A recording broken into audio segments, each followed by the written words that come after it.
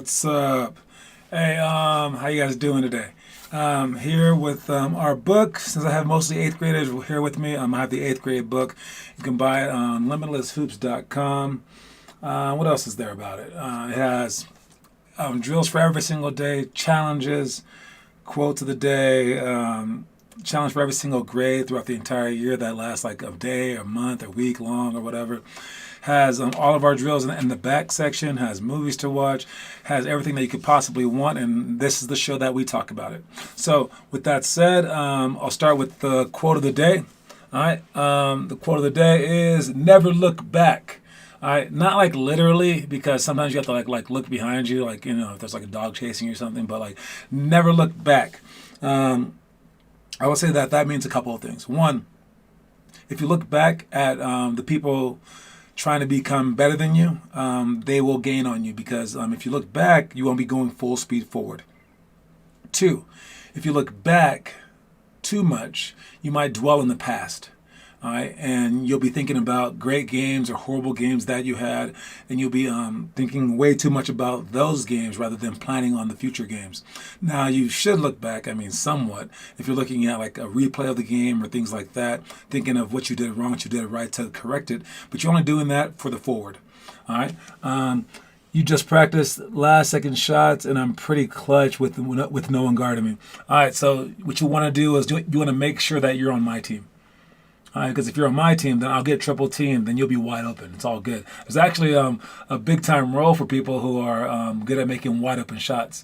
And if you look at Steph Curry's stats, it's the craziest thing in the world. Steph Curry, by the way, passed up Wilt Chamberlain on the all-time Golden State Warriors scoring list with 50 million points last night, something like that. Anyways, his wide open 3-point percentage is lower than his guarded 3-point percentage, and then his step backs and they measure everything, and it's amazing. And I think and it changes because the years prior when he was double teamed, his stats were lowered. Now his stats are higher when he's double teamed, and I think what's happening is it's whatever he's used to. All right, it's not about whether he can do it or not. He can do anything he wants. It's just he will get into a groove, and basically, if he was always wide open, he would make those shots a lot. But since he rarely sees it, 53 points. Since he rarely sees the wide open shots, he's kind of surprised. It's an odd stat. But making wide open shots, there's nothing wrong with that. Anyways, let's move on. So never, never, never look back. All right, next up, we got our elementary drills. And for these drills, I got a special one for you guys. Let me think. We have the swoop layup chase. That's if you're on the 3-point line.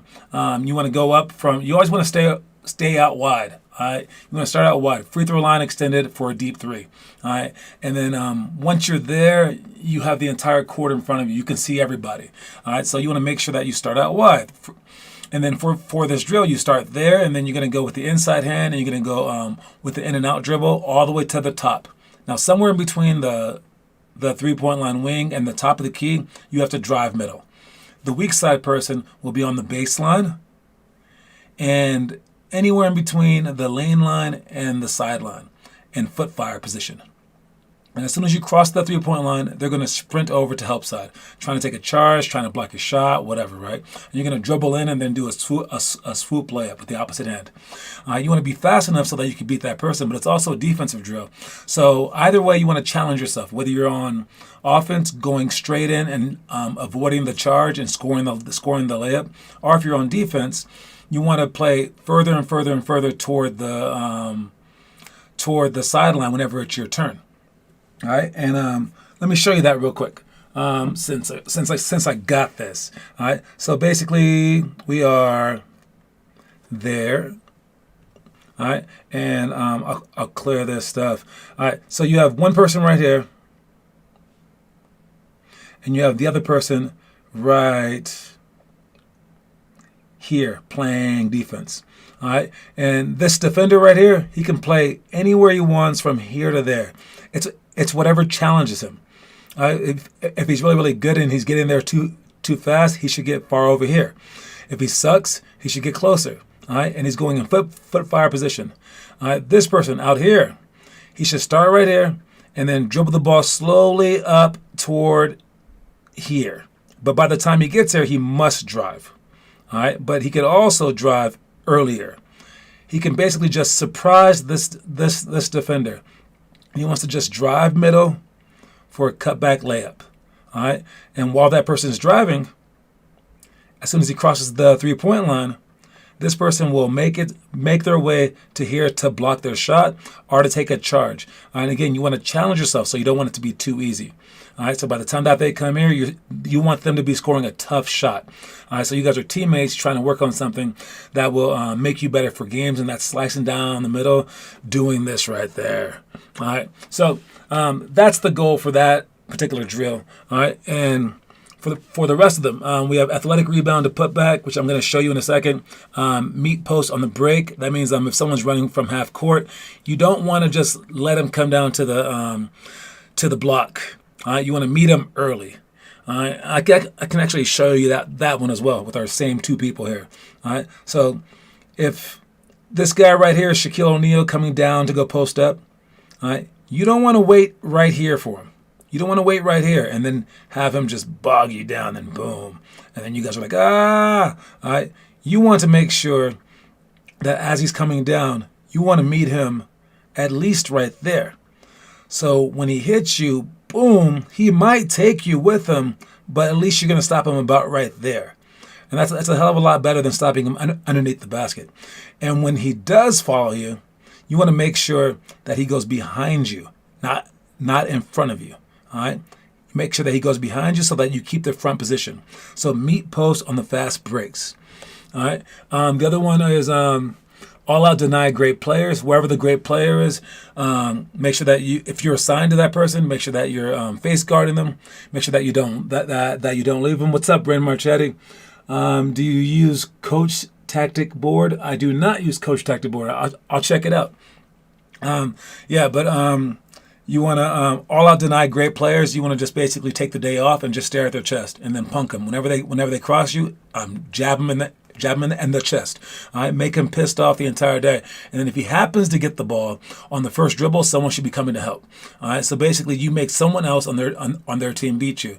All right, it takes a very, very smart person to do this because most people will stick to the rules of help side and boxing out and like helping out, and they'll actually ruin it. All right, but you have to break all the rules now and just guard this one player. All right, miss free throws on purpose, late game situation with the lead. All right, if you have a lead and you're let's say that you're up by 1 point with 1 second left and maybe the team has no timeouts, you can miss the free throw on purpose so that they have a full court shot instead of making the free throw, then having them throw the ball long or something like that. So there's a whole bunch of different reasons why you want to miss a free throw every now and then, but that is one of them. Last one is 10 plus seconds down by 3, baseline out of bounds. If you have more than 10 seconds, you don't have to score the 3-pointer. If you can pass the ball in for a quick layup, take it. All right. If you do get the ball in, again, you don't have to shoot the first 3 that you see, but if you happen to see a wide open 3, take it. But if you don't, create for someone else. You even have time to screen down in this sense. And then one more thing that I wanted to show you. This one is brought to you by Finn Kaufman. Okay, this is the athletic rebound to put back. All right, let's check out Finn Kaufman and what he has to say. All right, so here's Finn from about a year ago. He's showing you athletic rebound and put back. Of course, he's going to mess up the first one because, that's just what you do. You want to show them what not to do first. So he threw a little too high. It's all right. But on his second attempt, he did okay. Right there. Okay, so you catch it. I like the extension. All right, you want to be able to extend everywhere that you go. All right, next, as you land, boom, right there. That's decent landing position, except you don't want to move the inside foot. You see that foot moving right there? All right, you want to keep the inside foot still so that when they push you out, that is your anchor foot. But right now, since it's moving, now if they push you, if you do happen to move the opposite foot, if you happen to move this foot, that's a travel. And if you move the first foot that I said, then that would be that would push you further away from the basket and even twist you. All right. Next thing is, if you notice, the basketball is way too low. All right. He caught the ball high and then he lowered it. All right. He was cool right about here. Slapped it high. Keep it high. There's no reason to give those shorties a chance. All right. Not shorties like girls, but shorties like, like short people in basketball games. All right. Don't lower the ball. And when you lower the ball, you also lower your elbow. So people are going to be more likely to get close to you. As he shoots the ball, that's a decent shot. He extended his left arm as well, shot it underhand while the ball's above his eyesight. Twisted his body as well. I like the finish. All right. But anyway, that's that. All right. Sorry to put you on the spot like that, Finn. But thank you. I was just showing what not to do. Exactly. You couldn't lower your voice. Oh, yeah. The voice lowering thing wasn't that good. Isn't that amazing, man? Yo, it's called puberty. It's just crazy how that works. Anyways, let's move on. All right. We have our homework for the day. Let's see who's posted homework. All right, we have Blake Bastani posted a whole bunch of videos right now. All right, great job, Blake. He also contacted me about contacting Connor Rush. He was like, "Oh, what does he need to get started?" I like that kind of stuff because that's leadership. And all you guys contacted him somewhat, so great job with that. Especially he's not even in your state. All right, part of what I teach and part of what you guys have been learning is leadership ability and communication skills. All right. Finn sounds like a full-grown man. Now he does. All right. Anyways, but great job with the leadership. And the reason that we watch this show is so that we can inspire each other. All right, to keep going, to keep grinding, also to explain a few drills here and there, etc. Right, but with these drills online, that holds you accountable in so many different ways. Okay, because basically, when you stop posting, we're going to be thinking that, hey, you're not working anymore. All right, and now while that's not necessarily true, it could be true. All right, your middle school workout from yesterday is posting now. Nice job, Connor. Man. You've been posting? Okay, I like it, man. Great job. All right, so those are the stuff. That's everything that I had to say about that. And then we have a sad picture of the day. All right, this is a bad picture. If you have any guesses, throw them out there from the live stream. Yes, this is the picture, the image of the day. All right, and this is a bad one. Jamal Murray. I mean, like, let's be real. He's not dead, but it does suck. Especially when a great player gets injured because they only have one chance at this whole thing, and I mean, they are. Where's my camera? Right there. They're only going to be in the league for so long, and injuries like this cut their career short, even if it's just for a season. However, it is getting better as we go because they are getting better at ACL injuries and things like that. But like someone said. Who was it? I think it was the Dallas Mavericks owner, Mark Cuban.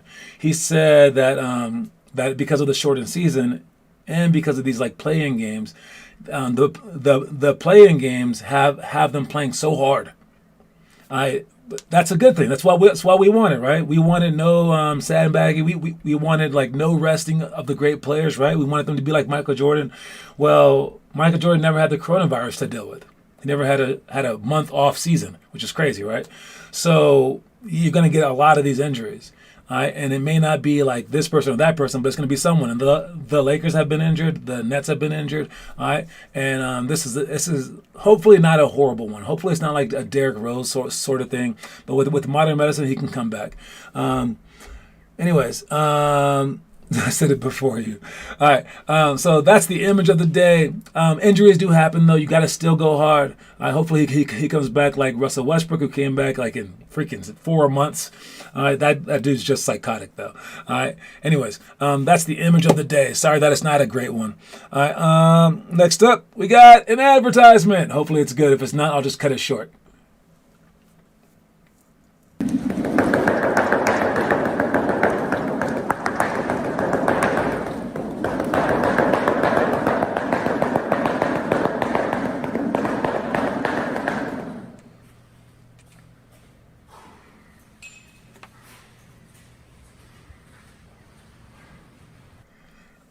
and that's Gronk. The inertia ropes that we got are sponsored by him. You can tell he had nothing to do with it because he came in and they introduced him to them. He's like, "Oh, what are these?" All right, so he just put his name on them, but they are pretty cool. I like them because they're not heavy. All right, so we get to carry them around. So it's not like the battle ropes, but they are also very compatible for young ages and older ages. And what I like about it for you guys is it keeps you guys coordinated, or it increases your coordination. All right, and then plus it looks cool. Yeah, that's about it for that one. Anyways, let's move on to the middle school workouts for the day. Again, if you don't have the book yet, you can just screenshot these workouts. If you don't know what the workouts are, you can go to Limitless Hoops and click on the videos. I do not have all the videos filmed, but I am working with some coaches possibly where they'll let me meet up with their team every weekend for some free workouts. And that would be cool if I could film them and get all of the things filmed. Might take a month or so, but I really want to do that so that you guys have reference points for all these things. But if you don't understand what they are, just ask me here. All right, let me think. We have one-on-one, 5 seconds from half. It should take you about 5 seconds to score. You want to make sure that you go fast with the defender doing foot fire on the 3-point line or the free throw line. 3-on-3, no dribbles. That's just a great way to play 3-on-3. Not really for like basketball reasons per se. It's not like a great game, but what it does is it forces you to learn things doing things the good way. All right, where you're cutting back door, where you're screening and stuff like that, and then you must bring those things to actual 3-on-3 or actual 5-on-5. Post positioning on the swing. Make sure that you're off your man while you guarded them in the post, and then as the ball gets passed, you jump off. As they sprint up, you want to stop them with your forearm, and also give a little bit when you go from the elbow to the post guarding someone. Make sure that you put your back to them while still touching them, so that you can keep your eyes on the ball. Intentional foul. Fouling safely at certain times. There are times when we want to foul.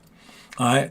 We want to stop the clock, where we want to put them on the line. You have to make sure that you have to foul them on purpose, but you must make it unintentional. All right, so you can't hit them in the face. You can't even scream foul them, because that would be intentional. All right, so they don't like coaches screaming foul. So they want coaches screaming red or something it's stupid. But by the rule, it's an intentional foul if you're trying to foul them. So I mean, it's kind of weird. But if you intentionally foul them, it would be their ball. Sorry, the free throws plus their ball, so you don't want to do that. So if you want to put someone on the line, make sure that you foul them correctly by going for the ball. If the ref doesn't call it, that's on you too. So grab their arm. You can whisper to the ref before, and hey, we're trying to foul right here, so that you don't have to knock someone's head off to foul. All right, fouling with fouls to give when we need to get into the bonus or slow down the game. All right. Fouling with fouls to give. You want to make sure that a player who isn't in foul trouble does it. But if you only have like 2 fouls, let's say, and there's it takes 7 fouls to get to the bonus, you can make sure that you get 3 more fouls until you get to like that 5th one. You don't want to go to 6 because that would be too careless. But you want to make sure that you get to the 5th foul at least before 2 minutes is up. So if you want to be smart about it, and you don't have that many fouls, foul them on purpose. But again, make it unintentional. Up by 5 with 3 minutes left. The game's not over. 1 turnover and one layup means that they're in a 1 possession game. But you don't want to hurry either. So in this regard, where you have where our patience thing says the first time that you touch the ball, don't shoot it. Second time, 50%. Third time, 100%. And you get to break that rule 5 times. During this time, don't break that rule. All right. Make sure that you get everyone involved. So at least you're running down the clock, because the clock is on your side. But at the same time, you don't want to waste the entire shot clock, so you're shooting a bad shot. If you have no shot clock like we don't have here in Colorado, then you can kind of waste more time. But all in all, you want to kind of pass the ball around until you get a good shot or a good look or a good creation. And you still want to try to get fouled, things like that, so still be aggressive. And then that's about it for that one. All right, let's move on. We got... our story of the day. All right. So for our story of the day, sorry for being late. What's up, Blake Bastani? All right. Our story of the day, we have take advantage of playing time while it's offered. no matter how daunting the task, because you never know when it and the opportunity might be gone. All right, so some of you guys might be like, why am I playing on this team? Oh my God, like, why are we playing against this team? This team's not good enough. This team's too good. This team's whatever. Dude, you're playing. Shut the hell up. All right, you're playing. You're in the game. And you take advantage of playing time. Even if you only get 1 minute, you got a minute. Take advantage of it, because you don't know when that time is going to be gone, when you're going to get that ACL injury or something like that, or even when the coach is going to stop playing you. All right, so if you're only on the freshman team, who cares? Take advantage of that playing time. All right, so again, and normally during story time I show a video, but I don't have all my videos made yet. I'm going to make them and animate them, and it'll be all cool. But for story time this time, I do have a question. And you guys can answer in the comment section. You can't be wrong on this one. But actually, yeah, you can be, dude. All right. Whose dunk was better? Anthony Edwards' dunk, where he dunked over Yuta Watanabe, or Miles Bridges' dunk when he dunked over Clint Capella? You can think of it as Clint Capella is the better defender, or you can think about it as Anthony Edwards did a push-up on top of a guy. All right. But either way, you can watch the video. Story time.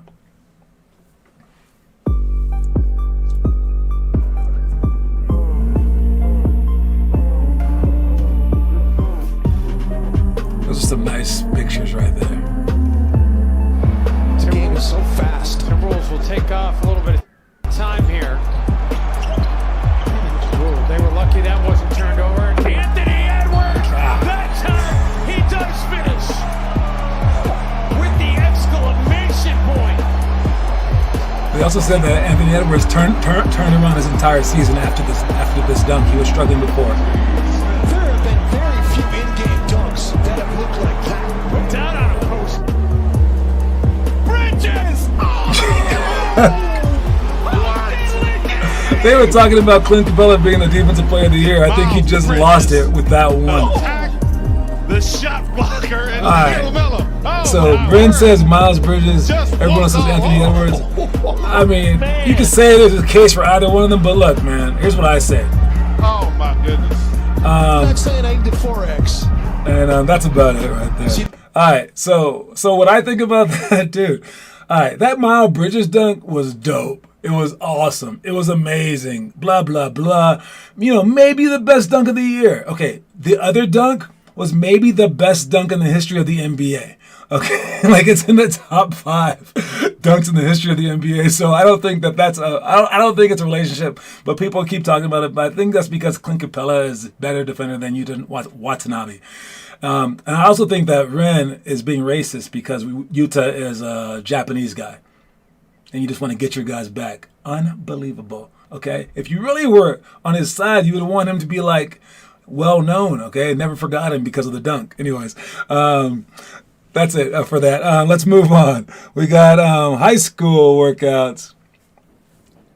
All right, clockwork passing drill. That's when you pass the ball around, and there's other people everywhere. I mean, it's kind of a hard drill to describe, but basically there's 2 players up top. I'll try to describe it. Let's see if I got it here. All right, we got. Let's say we got these guys right here. So we have a line right here, line right there, and then let me throw on some more guys. That guy, that guy, that guy, that guy, that guy, that guy. There's a whole bunch of guys in this, okay?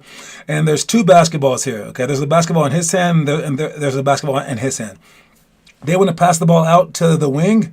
All right, this guy will pass his ball to him and then follow him. All right, and as he comes there, that guy will be passing the ball from here straight down. Then when this guy gets the ball, he passes the ball from here across. All right, and the order of it isn't that hard. All right, the order of it isn't that hard. I mean, I could describe it here and it would seem hard, but it really isn't that much. All right. So basically, the passes go from there to there, then go from here to here.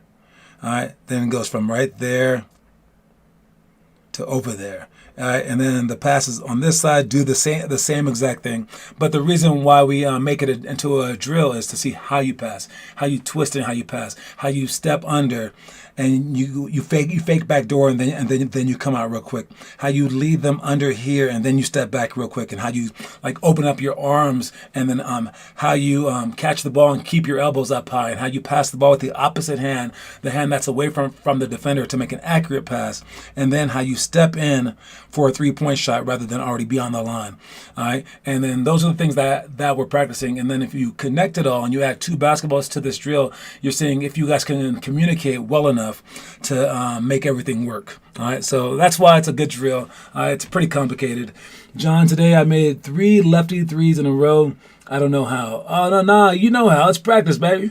All right, let's go with the next one. We got, we're still with the high school stuff, just talking about it. Zone cutting. Make sure that if they're in a zone, you don't stop moving. All right, and, since it's a zone, no one's really guarding you. Look for open spots on the inside.